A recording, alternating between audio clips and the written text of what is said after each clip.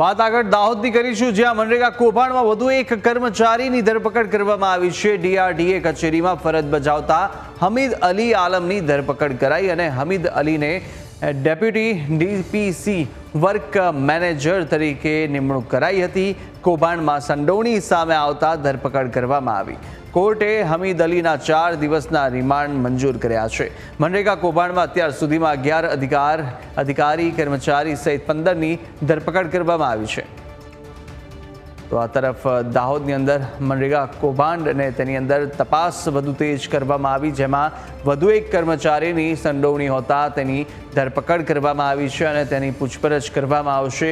અનેક એવા આગળ નામો પણ ખુલી શકવાની શક્યતાઓ રહેલી છે અને તે જ લઈને તે જ દિશામાં અત્યારે પોલીસ પણ તપાસ કરી રહી છે અને ડીઆરડીએ કચેરીમાં ફરજ બજાવતા આ હમીદ અલી આલમ કે જેમની ધરપકડ કરી દેવામાં આવી છે, વર્ક મેનેજર ડેપ્યુટી ડીપીસી તરીકેની તેમની નિમણૂક કરવામાં આવી હતી તેવી જવાબદારી હતી। વધુ વિગતો મેળવીશું। સંવાદદાતા નીલુ ફોન લાઈન પર જોડાયા છે।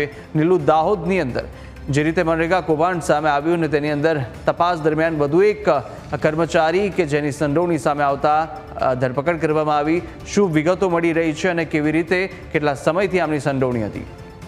જી, મનરેગા કૌભાંડમાં વધુ એક કર્મચારીની ધરપકડ કરવામાં આવી છે। ડીઆરડી કચેરીમાં ફરજ બજાવતા હમીદ અલી આલમની ધરપકડ કરાઈ છે।